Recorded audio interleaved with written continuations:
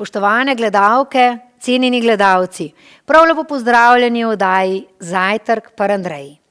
Današnjega gosta bi lahko opisala na dva načina. Srečujemo ga kot ministra in bila sva sodelavca. Gremo pa lahko po daljši poti. In sicer njegovo pot prepletajo politika, mediji, deloval je v državnem zboru, v sklopu poslanske skupine NSi na področju PR-a, prav tako pa na javnem skladu za razvoj kadrov in štipendije. V zadnjih 2 letih pa ga najpogosteje srečujemo v vlogi ministra za delo, družino, socialne zadeve in enake možnosti. Sicer pa je tudi oče 4 otrok. Zato sem vesela, da vam danes v moji družbi prijatelja, kolega, hkrati pa tudi ministra Janeza Ciglerja Kralja. Dobro jutro. Lep pozdrav, Janez. Vesela sem, da si vzel čas in bom rekla, midva se bova tikala, ker sva bila tudi sodelavca. Ampak najprej, vem, da je tvoj urnik poln, zato sem toliko vesela, da si vzel tudi čas za najin zajtrk. In hkrati, mogoče si vsak ne predstavlja, kaj pomeni poln urnik ministra. Ja, hvala za tako lepo napoved in za vabilo. Urnik ministra je poseben, ker pravzaprav bi lahko rekli, da ni pravila. Lahko rečem še celo v prvem valu epidemije, lani se ga še dobro spomnimo, res nismo imeli urnika, niti vikenda prostega, niti bi rekel poznih večerov, zgodnjih jutranjih ur. Spomnim se, da na veliko noč smo imeli samo nedeljo prosto.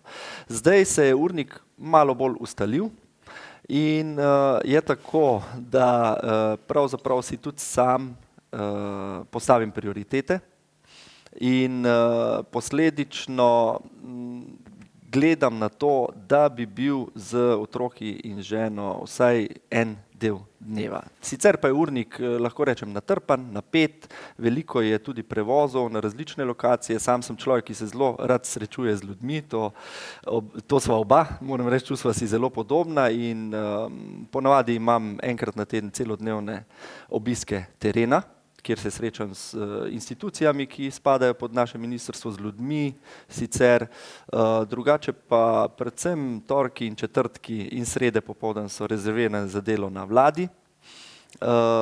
Sicer pa imam tudi precej izzivov na ministrstvu. Otroci, če njih vprašaš, rečejo, mi smo se že malo navadili, da ne vemo, kdaj bo ati doma, ampak skušam delati za to, da bi čim večkrat vedeli, kdaj pridem. Torej, urnik je naporen, ampak hkrati je izpolnjujoč, ker lahko pač v tem času svoje zaveze, naše prioritete tudi izvajamo in delam s čudovitimi ljudmi.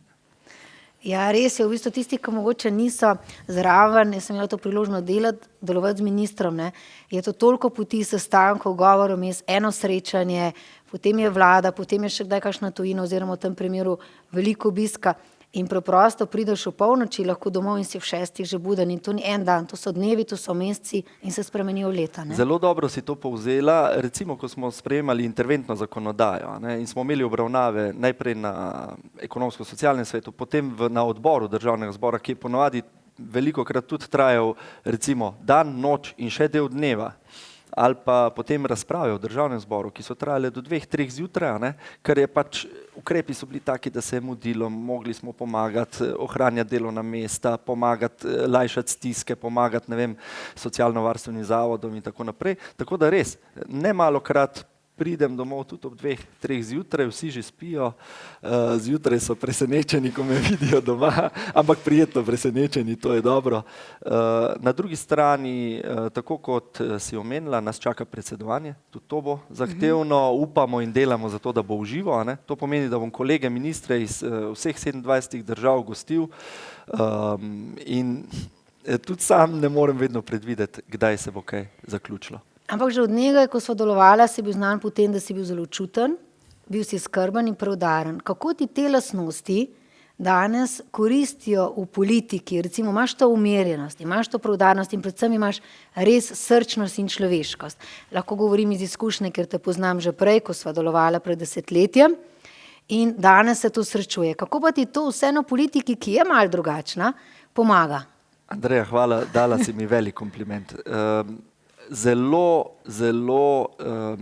lahko rečem, mi pomaga pri tem, da si s svojim delovanjem ne delam nasprotnikov pa sovražnikov, ampak prijatelje. Jaz verjamem v spoštljiv odnos in sem pripravljen, kjer je pripravljenost tudi na drugi strani. In večinoma je narediti veliko, vložiti veliko energije, truda in časa, da te odnose tudi ohranjam. In v politiki je to danes bolj kot kdajkoli v preteklosti še kako pomembno. Zato, ker saj vidiš, noben od nas ni vesel tega, ampak procesi so taki, da gremo v neko radikalizacijo, v nek res tak, kako bi temu rekel, javni prostor je postal zelo, lahko rečem, razgret, velikokrat tudi nespoštljiv, ni spoštljivega dialoga. In s temi lastnostmi, ki si jih naštela, se mi zdi, da lahko to preidemo skupaj in iščemo tisto dobro in točko srečevanja v družbi, ker to je pa pomembno, če mi želimo kot družba iti naprej, se razviti, recimo po taki preizkušnji, kot je zdaj cel svet izkusil, Slovenija ni nič posebnega glede te korone, moramo iskati točko srečevanja, točko srečanja in razvoja, ki ga moramo skupaj doseči. In mogoče ravno, kar sva se dotaknila, to je bil zdaj res in še vedno je težek čas, to se pravi ta korona, ta epidemija, ki se kar nekako rep epidemija se še kar vleče. Kaj je v tem času bilo, recimo, kot da si minister, kaj je bil zate največji izziv? Hvala, da si to vprašala, Andreja.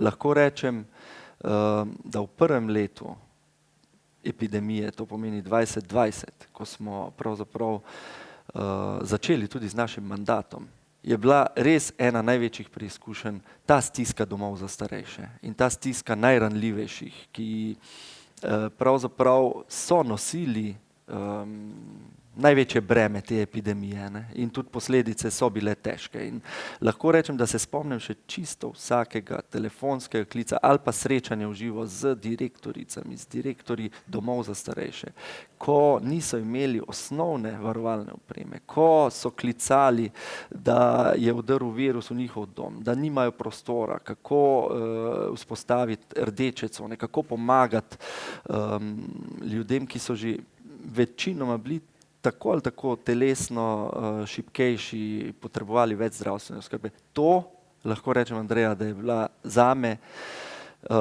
in za ekipo ministrstva, saj brez ekipe sem jaz boss, in za ekipe v domovih za starejše, lahko res trdim največja preizkušnja. Ampak ko govorijo zdaj v domovih za starejše, mi jih imamo v Sloveniji 102 domova in od začetka, ko se je začelo govoriti o virusu, virus je od začetka bil le prisoten v nekih 6, 7 domovih. Šele pozneje se je razširil in se jih je vključilo več, ko govorimo o začetku epidemije. Ampak komunikacija pa je bila, kot da je nenadoma v vseh domovih. Kaj se je zgodilo s komunikacijo? Bila nejasna? Ja, ker si ti izjemna strokovnjakinja na področju komunikacije in nasploh pri treningu teh veščin in to vladaš, si verjetno dobro zadela bistvo. Mislim, da smo bili tako pretreseni, vsi kot družba in mi kot ekipa, da nismo morda dajali dovolj pomena tej komunikaciji, neposredni, iskreni, z vsemi javnostmi, ki jih to zadeva, glede stanja v domovih za starejše. Kasneje sem se trudil skupaj z ekipo predstaviti stanje, predvsem v prvem valu, da je dejansko ostalo 90% domov v prvem valu obranjenih virusa. Je pa res, da je potem pa drugi val bil toliko bolj težek za domove za starejše. In tu se tudi sproti učimo vsi skupaj, tudi s pomočjo nasvetov, dobronamernih nasvetov, strokovnjakov, kot si tudi sama. Hvala lepa, pa poglejva še, v zadnjem času se tudi srečuješ še vedno z veliko ljudmi, pa imaš recimo tudi nadaljavo stike oziroma se slišite z ljudmi, to se pravi, kontaktov je veliko. In enkrat si dejal, včasih sem lahko samo opazoval, kaj se dogaja v politiki. Pikico delno ste lahko se ustvarjali prek stranke ali na druge načine. Ampak vsem, zdaj si pa konkretno na položaju ministra in zdaj pravi, zdaj pa jaz lahko naredim. Kaj so tisti konkretni izzivi, projekti, ki si jih že lahko v tem času naredil ali pa ki si jih zadal, zdaj jih pa želim. Ampak ne želim tukaj, da je predolgo, ampak res tiste glavne stvari recimo. Zelo na kratko. Na začetku sem si dal 3 steberni izziv, to pomeni zdinamizirati trg dela, ga narediti bolj odzivnega, pomagati za celovito oskrbo starejših, ki je bila zapuščena, in tretje, narediti bolj življenjske, bolj pravične predpise na področju socialnih pa družinskih transferov. Ne. In lahko rečem, da ravno v tem preteklem letu že gledamo dobre sadove. Na trgu dela smo pomagali v težkem času ohraniti skoraj 300,000 delovnih mest, kar je velik projekt za celotno družbo. Na področju oskrbe starejših lahko opazujete, da smo dobro strateško zastavili zdaj en tak investicijski ciklus, kot ga ni bilo že več kot desetletje. Torej, prehajamo tudi na nov nivo oskrbe starejših, deinstitucionalizacija, manjše enote, večje dostojanstvo starejšim. In tretji del pa je ravno zdaj v delu, pripravljamo in predstavljamo deležnikom en paket socialne zakonodaje in zakonodaje za trg dela. Tako da lahko rečem, da je tu ta tristebrna zaveza, ki jo izpolnjujemo z ekipo, in je lepo gledati zdaj že nazaj, ko se zadeva že izvaja. Lepo. In že na začetku, ko si omenjal, si začel z družino, pa sem pustila to za malo pozneje in že vidim, riše si ti nasmešek na obrazu. Kako pomembna je družina pri tebi, vidva ženo imata 4 otroke in tudi, da si postal minister, sta se ženo Klavdijo skupaj odločila, ne, sta imela skupno odločitev, kar mislim, da je tudi, ti imaš recimo tudi 2 priimka, kar mislim, da sta res zelo lepo povezana še odprej, ko sem spremljala.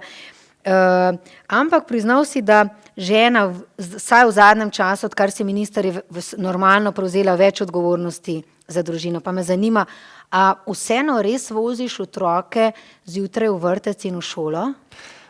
Žena je res prevzela zdaj še, bi rekel, 4. vogal v hiši, če smem po domače tako reči. Hkrati pa jaz iz svoje želje, ne zato, ker bi čutil, da moram, ampak iz svoje notranje želje res želim čim več biti prisoten v družini in sodelovati v teh odnosih. Zato, ker eno priložnost pravzaprav imamo kot starši, a ne, ko bojo otroci šli od doma, ko se bojo osamosvojili, bojo to, kar zdaj doživljajo, nosili vedno s sabo, in to jim bo temelj pri postavljanju svojega življenja.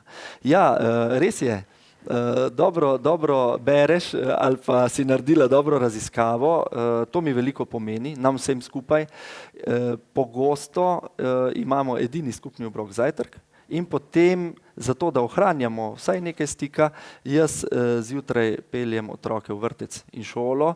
To je en čas enega sproščenega pogovora, hkrati se trudim, da bi bil prostor odprt tudi za izražanje stisk, ker jih je veliko tudi v otroških srčkih, kot vsi starši izkušamo, da lahko te stiske izrazijo in da lahko mogoče kot oče, njihov oče, tudi postavim da sem en stabilen steber ali pa stabilna oseba, na katerega lahko čutijo, da se lahko vedno naslonijo. Da lahko ob meni jokajo, da lahko ob meni tudi kričijo pa se jezijo, ampak seveda v konstruktivnem načinu, in da se lahko skupaj smejimo in sprostimo. Tako da to mi ogromno pomeni in delam vse, da sem vseeno prisoten.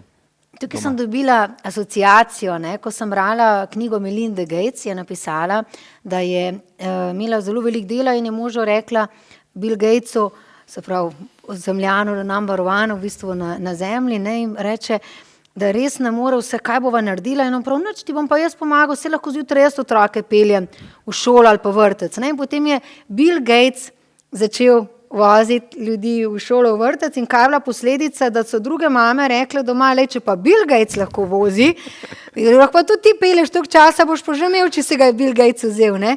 In je tukaj lahko vzor, kar je res, ne, kar osebno enako delam, tudi če nimaš prostora v urniku, je to tisti čas, ko potem še povejo, pa ta predmet, pa tisto, pa uno se je zgodil, pa ta hrana je okej.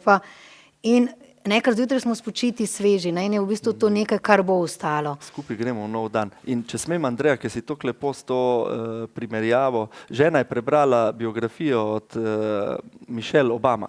Izjemno. In tudi Michelle Obama je noter napisala, da si je Barack kljub verjetno še 1000-krat bolj natrpanem urniku, kot ga midva izkušava, kadar je bil z njimi, to je bilo redko, popolnoma vzel čas in bil predan njim v tistem času. In tu mi je dala tudi krasen navdih in spodbudo, da imam tudi, ko sem z njimi, večjo motivacijo, da odložim elektronske naprave in sem, tako kot sva midva zdaj iz oči v oči, na voljo za vse odnose, ki so pa v taki veliki družini, 6 nas je, kar kompleksni, ampak lepi. Ker to so v bistvu redki trenutki, ne govorimo o celem dnevu, da si odsoten, ampak si v parih urah, ki si jih vmes vzameš. In da imaš ti danes, ne, to je, ni naključje, da si danes v zeleni kravati, si mi razložil, ker si že dan naredil in ga je tebi tvoja hči, ki praznuje god in potem vi ste že zjutraj danes, ponovadi imate zajtrke skupaj, ne? In potem ste že zjutraj imeli, kaj si rekel, kolaček je dobila? Tako je, sestra, starejša sestra, 11-letnica, je svoji sestri 9-letnici spekla marmorni kolač. Smo ga razrezali, smo ji zapeli za god, vošli in ker vem, da ima ta moja druga hči Dominika najraje to kravato, ravno to barvo, sem začutil tisto energijo, vse se je nekako dobro skupaj sestavilo in sem to kravato seveda si zavezal in je bila čisto že rekla, o, ati, zelena kravata in s čisto posebno energijo potem vsi skupaj gremo v dan. Ne. Ni pa, da ne bova preveč risala rožic, ni vedno tako idealno zjutraj, veliko krat je tudi jok in stiska, ampak kot sem rekel, to je vse normalno, otrokom je treba samo dati priložnost, da se izrazijo.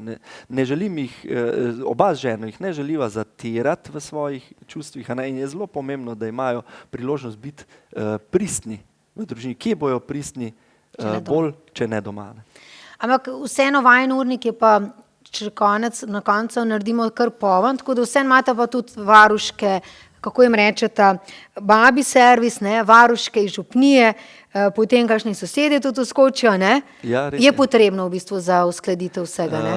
Poglej, žal, kako bi rekel, stanje je tako, da imajo stare starše kar daleč stran, na Koroškem, oba sva Korošca in zelo radi nas sprejmejo in pomagajo in vse, ampak vseeno je to 120 km stran. Tako da midva sama za usklajevanje našega družinskega pa poklicnega življenja nujno potrebujeva pomoč. In tu je super, da si omenila ta projekt Babi servis. Je zelo zanimiv projekt, ga tudi iz evropskih sredstev sofinanciramo.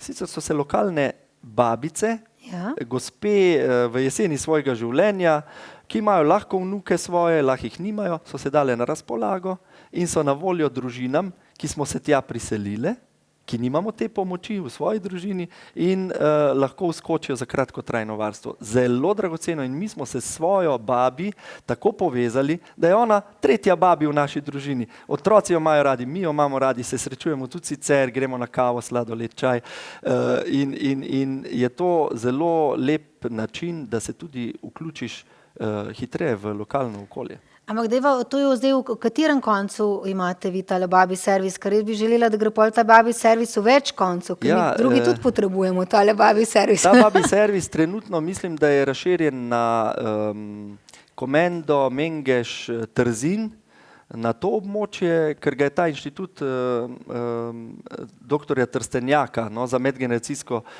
sodelovanje začel in oni dobro razvijajo. Začeli so s pomočjo pri oskrbi starejših ljudi, tistih, ki potrebujejo več oskrbe na domu. Zdaj so to razvili naprej za nas, za mlade družine, ki potrebujemo to pomoč in to so taki lepi koraki k povezanosti. Verjamem pa, da si želiš tudi na Ja, jaz bi želela, da se to preide na Ljubljano in da gre širše, ker ta babi servis se mi zdi fantastična ideja. Zelo dobra. Sodelovanje, ker imamo verjetno veliko od nas starše drugje in tako, ne? Točno to. In omenil se, zdaj ko govoriva mogoče v družini, še tole, čas skupaj, da ga imate, vam je najbolj dragocen, kako pogosto vam pa uspe recimo Kdaj ste ga nazadnje imeli? Je to vseeno v normalnih časovnih obdobjih? Naučila sva se ženo ob napetih urnikih vseeno dati prioriteto, prvo prioriteto našemu skupnemu času. Še posebej, ko začutimo, da smo, to verjetno tudi ti izkušaš, pa gledalke in gledalci, ko začutimo, da smo preutrujeni, da bi lahko dobro delali in hkrati imeli lepe odnose z soljudmi. Takrat postaneš res, sej vsi izkušamo, malo zadirčen, malo nepotrpežljiv in tako naprej. Tega si ne želimo. No? In nazadnje smo si res na prvem delu prvomajskih praznikov vzeli 4 dni skupaj, bili smo 24 ur skupaj, z ženo sva bila, moram reči, tako hkrati izpolnjena in zadovoljna, hkrati pa tako utrujena, da sva zvečer z otroki zaspala, zjutraj smo spali do 8, kar je za nas, lahko rečem, Amerika in smo se res spočili v teh 3 dneh, 4 dneh, naužili drug drugega in to je izjemno pomembno in sva si rekla, kljub temu, da je dela neskončno, tudi doma, pa v službi, in pravzaprav bi lahko delali stalno, ne? Si želiva in želimo vzeti čas drug za drugega. In smo si ga. In dobra naložba. In še eno stvar imata zelo zanimivo. V koncu tedna si vzameta ženo čas samo za vaju. In tudi otrokom razložite, če želite preživeti kot družina, da potrebujeta nekaj minut ali kakšno uro, da se lahko pogovorita, da v bistvu vzdržita odnos, da bo družina preživela. To se mi zdi tako zrelo, tako odraslo, da veste, da ni odnos samoumeven, ampak da ga je res dobesedno treba graditi. Ne vsak dan, ampak teden, ves čas. Tako lepo si povedala, nimam kaj dodati. Ja, če sem tako fascinirana, da se nekdo to zaveda, ker je to res, ne? Letos bova praznovala 15. obletnico poroke že.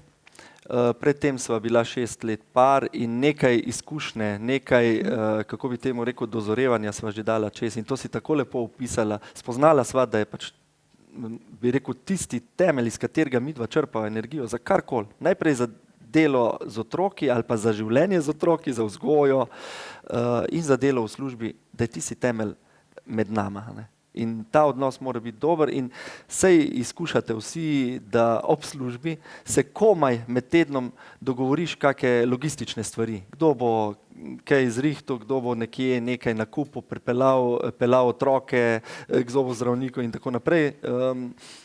Ta vikend in te kave, najine kave, so pa prav obredne in to je tak dragocen čas, da tam tudi otrokom rečejo, prosim, spoštujte najin čas, seveda jih ne prepustiva samih sebi, kadar pa ne zmorejo tega časa, pa seveda se posluživa tudi varuške risanke, ker vseeno veva, da za najo je to tisti čas, ko lahko sva tudi drug z drugim v mal globljem pogovoru.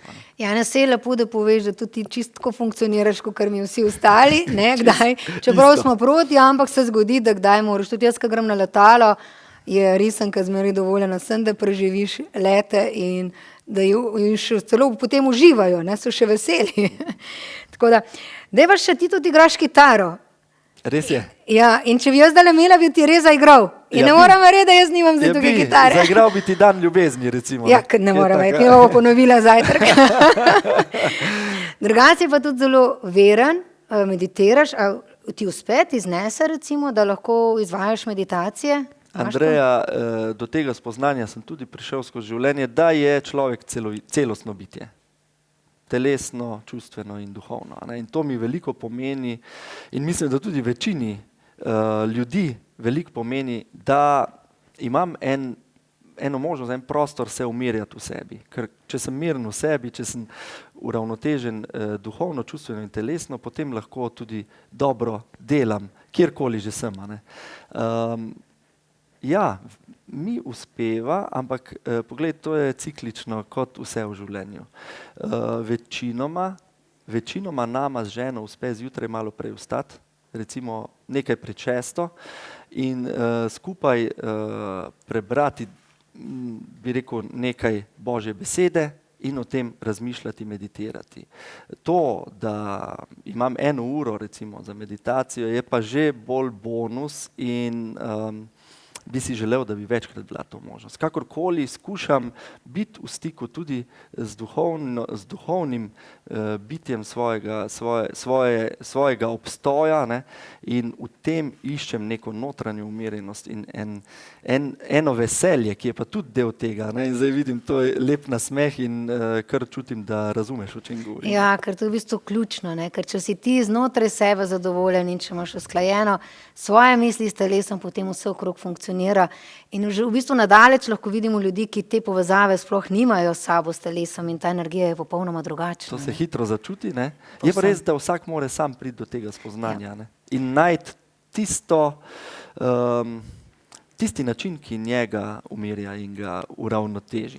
Točno, res je. Ti si bil tudi PR-ovec, mogoče je to celo, ker so danes v zajtrk pri Andreji kot PR, mogoče se lahko dotaknemo, kakšna je prednost, da si minister in si prej bi PR-ovec, ker v resnici je, ne?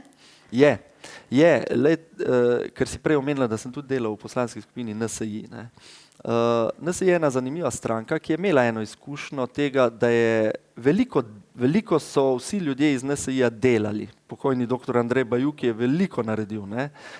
Informativni izračun dohodnine, 0,5% za nevladne organizacije. To so bili eni taki premiki, ki so v Sloveniji, bi rekel, lahko rekli, bili tektonski, ampak hkrati pogledajte, je na koncu tistega mandata Nova Slovenija izpadla iz parlamenta. Kje je torej bil šum v komunikaciji, torej v PR-u? Odgovor je na dlani. Zakaj? Ni dovolj, če ti veliko delaš, premikaš gore, a ne? Če tega ljudje ne vidijo in ne začutijo skozi jasen PR, skozi jasno, neposredno, iskreno komunikacijo, seveda po pravih kanalih, a ne? Danes je to že spet cela znanost, ti to veš, potem vsaj v politiki nisi naredil nič, ne? In iz tega sem se veliko naučil, ne? Tudi ob tebi, ker sva bila eno obdobje sodelavca in pravzaprav si zdaj pri svojem delu toliko bolj vzamem k srcu, da tem javnostim in naše javnosti, torej Ministrstva za delo, družino, socialne zadeve in enake možnosti, je pravzaprav cela družba, ker spremljamo ljudi od rojstva do smrti, da tem javnostim tudi sporočamo, da z njimi sooblikujemo ukrepe in na to sporočamo, kaj delamo, ne. In to je izjemno pomembno in trenutno, lahko rečem hvala ekipi, vrhunski ekipi, vidimo, da so odzivi zelo dobri. Zelo dobri, ljudje nam dajejo zelo pozitiven feedback na to, kar delamo. V veliki večini. Lepo, in v bistvu imajo tudi srečo tvoji PR-ovci oziroma PR-ovke, ker spoštuješ delo, ker ga razumeš, ker veš, da ni samo PR, da je veliko več. In ugotavljam oziroma opažam, zelo si aktiven tudi na družabnih omrežjih. Vem, da tukaj imava pomoč, ampak kaj pa tvoje zasebne objave, to se pravi, ko greva na zasebni profil, ga ureja sam? Če smem še skočiti na prejšnje vprašanje, ki si dobro pokomentira, res je, PR-ovci je ponovadi ogromno dela vloži, prvi je na lokaciji, nima časa jest, ne za WC, in nazadnje, ko bi rekel, dela povzetke, piše, objavlja in tako naprej, gre zadnji iz lokacije. In to je izjemno zahtevno delo in res bi rad izrazil vse priznanje vsem, ki delate, tudi svoji ekipi, tvoji ekipi, vsem, ki delate v tem, ker to nikakor ni lahko delo, ne. Osebni profil na Facebooku. Ja, stalno ga urejam sam in v bistvu se je tudi spreminjal moja percepcija se je spreminjala glede tega mojega osebnega profila na Facebooku. Če je to bil najprej en medij, skozi katerega sem izražal ali pa delil s tistimi, s katerimi se ne morem videti vsakodnevno naše doživljaje, naše misli, je to postalo zdaj na nek način tudi eno orodje komunikacije, zdaj bom pa rekel z ne preveč lepim izrazom, vseeno backstage-a. To pomeni, kot minister sem vseeno dojeman kot ena javna oseba, sem javno izpostavljen, pravzaprav je to funkcija in to kaže samo eno plat osebe, ne. Jaz pa skušam skozi svoj osebni profil, seveda boš rekla preredko, ker res nimam toliko časa, ampak skušam skozi osebni profil pa dati tisti vpogled v backstage, kaj se v meni dogaja, kaj doživljam ob vseh teh srečanjih, ob vseh sestankih, ob vsem dogajanju. Ne. In mi je z tega vidika zelo dragocen, res pa je, da ga ne morem prioritizirati, ne. Tako da preredko objavljam, sam si mi dala zdaj malo spodbude.